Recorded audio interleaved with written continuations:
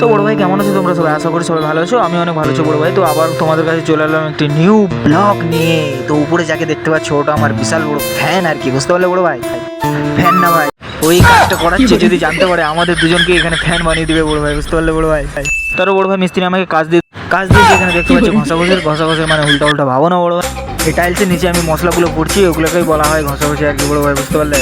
Finally বড় ভাই 3-4 বছর খাওয়া দাওয়ার পর হাত পা ধুয়ে রেডি হয়ে গেলাম রুমের দিকে রওনা হওয়ার জন্য বড় ভাই। তারপর আমরা বাইরে চলে এলাম বিনা টাকা দিয়ে বড় ভাই। তারপর বড় ভাই আমরা হাঁটতে হাঁটতে চলে যাচ্ছি কাজের সাইডের দিকে আর কি। তারপর বড় ভাই আমরা চলে এলাম কাজের সাইডে। এখানে দেখতে পাচ্ছি পুরো ফাঁকা, কেউই নেই বড় ভাই, আমি আর আমার এই শালা কে রে এটা? ভয় গেলাম আমি। তারপর বড় ভাই আমার মিস্ত্রি কাজে লেগে গেল, মানে জল দিতে লেগে গিয়েছে, আর আমি এখানে ভিডিও বানাচ্ছি বড় ভাই। ঠিক আছে বড় ভাই, ও আমাকে কিছু বলছেও না, সম্পর্কে সন্দেহ হয় বড় ভাই, আর কি বলবো, ঠিক আছে? তো বড় ভাই কাজটা ফিনিশ করে একটা লোকের বাথরুমে চলে এলাম আমরা হাত পা ধোয়ার জন্য বড় ভাই।